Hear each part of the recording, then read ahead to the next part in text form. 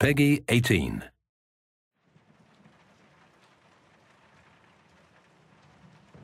Hello and welcome. My name is Tor Blustad and I'm the game director for Hitman Absolution. Hi everyone, I'm Katja Nivedam and I'm the gameplay director on Hitman Absolution.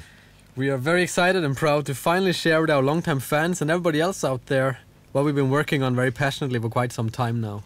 Indeed, I mean, Agent 47 literally was the start for IO Interactive, and it's by far our largest undertaking to date, building Hitman Absolution.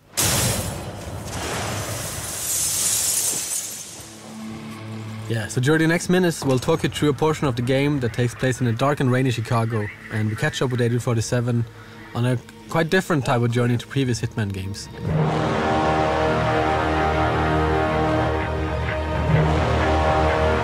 There's a citywide manhunt for him and he's been tracked down to this derelict library. We're showing part of a level which is called Run for Your Life, and it sees Hitman pitted against the Chicago PD. They're hunting him for a reason we cannot get into, but he will have to deal with that situation. Glacier 2 allowed us to build a render also from scratch to fit with the art direction of Absolution, which is a more kind of a dense style. What we see in this playthrough is kind of a noir part of the game, which is following the story. The story and the art direction is quite closely linked, so that as 47 kind of goes through his journey throughout the game, the style of the game and the whole look will change with him. This is a derelict library, right? It's early in the game, and Hitman is seeing some hard times. And later, as he hopefully succeeds, the environments will change to reflect that, right? Yes, and also, I mean, this part of the game is called Run for Your Life. So this is where there's a manhunt. He's been compromised. He's on the run, and he starts empty-handed. So it's perfect for us to show off our mechanics in a natural way, where we kind of build up the character throughout this playthrough. And as you can see here, coming up is one of the new features we introduced in Absolution, which is Instinct. Yeah. As you've seen, Agent 47 can sense his enemies through walls, and he can see or try to predict the path they're going to take. And this feature is something that allows for actually looking at what the AI is doing in the 3D world instead of other places and trying to figure out what to do. But also it was also a feature that got added when the AI got so complex and hard to handle for us and the team. We needed some tools for ourselves to actually make sure that we could play the game. So we're thinking, how could we make it easier for the player to avoid this kind of trial and error where you just kind of stumbled onto an AI and they kind of just came down on you. Instinct is also an economy, right? So it fuels a lot of the abilities that Agent 47 has at his disposal. And this also means that, how much you use it will also depend on what difficulty you're playing the game. On the easier difficulties, it will be quite abundant. But on the harder difficulties, you have to really make some choices about what you want to do. Do I want to check for enemies? Do I want to use my disguise powers? Or what do I want to do? Can't find him at the light. Yeah, I hear you. I hear you. Oh. We can see Agent 47 is messing around with poor Fisano. I think when this trailer went live, we got a lot of feedback on the Fisano character, right? Just that the Sarge is, giving a hard time, and why did we kill him, and all that stuff. And obviously, we wanted to show just how much you can actually invest emotionally in a simple police officer, and by choosing to kill him in the end, you actually you kind of feel how much you actually attached to this guy even if it's only for minutes, right? And obviously you are free not to kill him. It's perfectly up to the player, completely up to the player what he wants to do. Yeah, I mean we are kind of showing off one kind of version of a Hitman in our playthrough, but it's all up to the player when they eventually get their hands on this by themselves to choose which kind of Hitman they want to be here and how they want to play out. If they want to kill the Sarge because they think he's an asshole, that's perfectly fine. It might be a little difficult to get to him because he's kind of surrounded by cops, but it is possible. And if you want a little kind of poetic justice in your playthrough, knowing our players, I think quite a few will.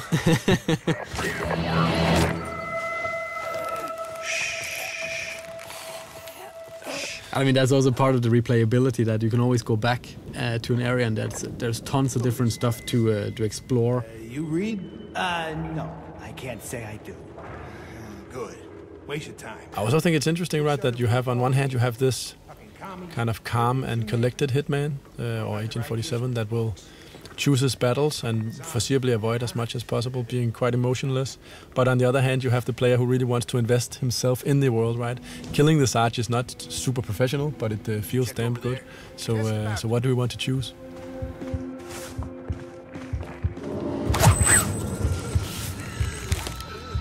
We've been spending a lot of time with our AI trying to build it's the most complex AI we built to date, and we have what we call an intelligence spectrum that allows the AI a far more nuanced behavior than ever before. While in the old games it was very kind of binary or kind of black and white, that you went into a situation and if either they knew you or they didn't. If they found you out, every AI in the world, every NPC would just come down on you and try to kill you. Yeah, I mean, in this playthrough, if the police haven't seen you killing anyone and they actually discover you, their first notion is not to start shooting, it's actually to try to arrest you. And based on the arrest situation, you can actually come out of it in quite a few different ways, where only a few of them actually lead to combat. You can still evade them and all that stuff. So it's much more grayscale, and it's a part of building this living and breathing world we really wanted, right? Where the environment is fairly rich and the character interaction is rich. So you kind of, you get a feeling that this could be a real place. That's one deep hole. Hey, you think you'd survive that drop? Improvised weapons, as you will see with this. Here we have a bust. We call improvised weapons like a number of props here that 47 can use. The improvised weapons have obviously some gameplay relevance in the sense that they do some quick and clean kills, but it's also a choice of style, basically, as also we see later in the hippie apartment.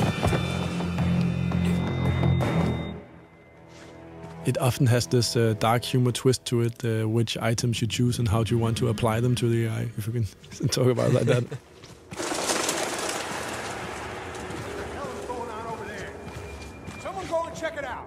Got it, we're on it. We just saw Agent 47 scan the area with his instinct, and it actually also allowed him to see some of the environment objects that he can interact with. So it's also, besides from showing you what the AI is doing, it can also help give you some hints as to, is there a ledge I can climb, or is there an object I can interact with? Ah, Sergeant Meyer. See, you still can't sniff a fart out of your own ass. So the Sorganash boys are coming in for the briefing. Yeah, we needed a lot of cops in this library, and it was we needed to kind of pour more and more in as the player goes through, so the stakes gets higher towards the exit here with the red light in the far distance. That's also part of how the AI will handle combat. If you choose that path, it can actually spawn in better equipped enemies to confront you. Oh, yeah. So you should be careful about what path you take. Yeah, I mean, if you start a big fight in here, you will risk that SWATs are kind of spawned into this area as well, which will make it quite a lot difficult. Oh, come on, fucker, work! So here we finally got our hands on a gun, and we really wanted to show off a little bit of combat. But this is just one way of kind of ending this part of the level. Sure you pussies in?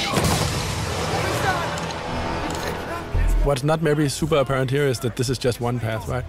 You can actually you can take other paths, and you can also, but just from this point, actually both do stealth and action, right? But as we also mentioned, we really wanted to emphasize the Fisano story, and in this case, that means an unhappy ending for him. Yeah. But it's also good for drama. Not so good for him, though. No. And as you can see, hopefully that the whole action part of Absolution, shooting weapons and all that stuff is something we gave an upgrade, a literal upgrade from the previous games, right? We have a cover system, aiming and shooting feels snappy and responsive. So that part is not, it doesn't feel like the game abandons you, it more feels like it's a natural part of the game. And again, you're free to duck in and out of combat as you choose. Yeah, I mean, if you retreat from combat, then they will eventually stand down and maybe not into talking about their daily lives anymore, but at least into something more forgiving.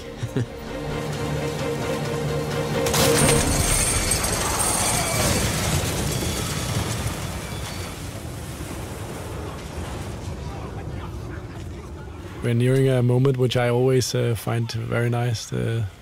the reveal of the Chicago, right? The skyline.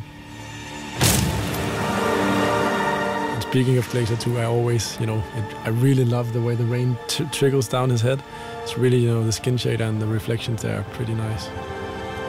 Yeah, they have been spending a lot of time on that. Since we don't have hair on our main character, it's it's all about what kind of environmental effects we can make on him and his suit. So running from police, this is part of obviously the run for your life level. Agent 47 is hunted by police, and this is something we really wanted to show. Allow ourselves sometimes to just set the stage a little bit. And this is obviously a more tight linear sequence. But again, we're talking about NPCs and kind of characters of the game, and we really wanted a helicopter that was kind of like a personal helicopter, like it was humanized and not just like a hunk of metal with a huge gun.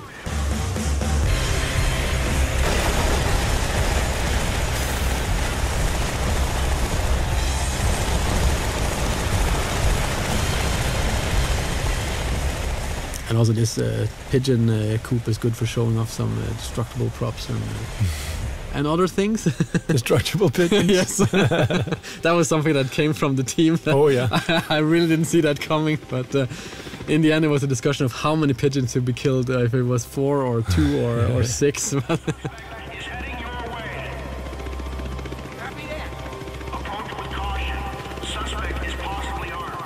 Another feature that makes a return in Absolution is obviously the disguise gameplay, and it's always been central to the franchise, this ability of Agent 47 to impersonate the people around him, right? Take their clothes as disguise.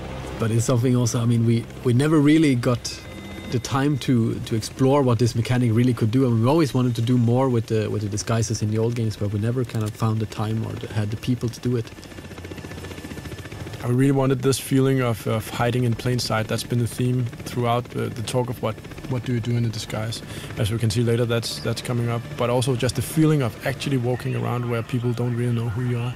It's quite powerful. It's an experience that is very close to the Hitman games. And as we can see, Hitman is slowly approaching the hippie apartment. And I think that's very interesting in terms of how do we build a new AI, what do we mean when we talk about doing new stuff. And in this case it introduces the concept of a trespassing zone. So the apartment here is actually a zone, and most people are actually allowed in there. The hippies are kind of very friendly, but if there's one thing they really don't like, it's obviously cops, as it says on the poster.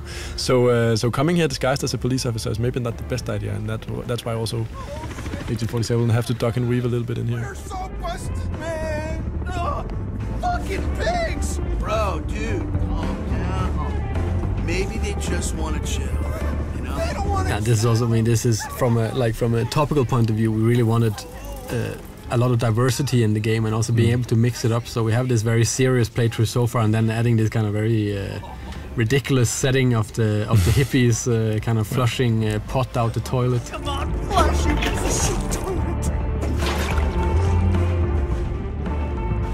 It's a big part of Absolution is kind of trying for us to fit together the most kind of unexpected things for the player. So as they walk through the game, they never really know what's around the next corner, and they always would kind of want to play just to see what the hell is up next, right? And yeah, here's one of these improvised weapons, the bong, one of my favorites. Yeah, and you can see. Yeah, they're cool. You notice we have a small challenge also going off there, killing someone with a bong.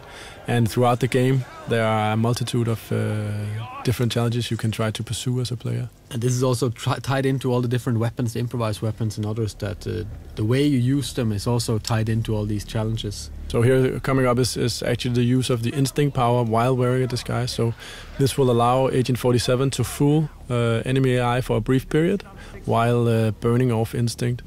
And yeah, one of the new things you can do in Absolution. Probably got called down. You going down? Wow. Characters is, in general, very important for us to have kind of pretty unique and interesting characters for the players to meet throughout the game. This guy is actually, he's living here in Copenhagen. He's called Ola, I think. He's a musician, and we've face scanned I don't know how many 100 people for the game in general, and kind of mixed and matched them up. No, we haven't got any reports. No eyewitnesses from anybody.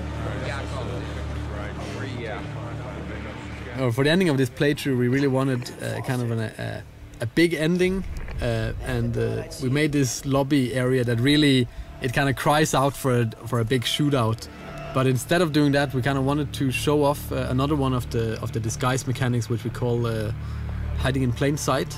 Which in the case of the police officers, it's using these kind of donuts that are kind of placed around the level.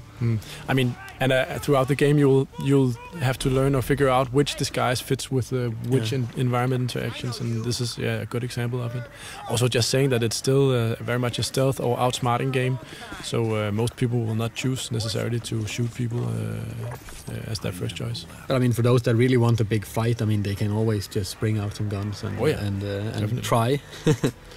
We're coming to the end, which also features another very, very big thing for us, which has always been a part of the Hitman games as well, which is the crowd system. And it's safe to say that this time around it's also seen quite a development, something you can look forward to. Yeah, this is just a little tease. Yeah, definitely. So, but thanks a lot for watching and taking these 17 minutes with us. And thank you for all your good comments and all the nice feedback we've been getting so far.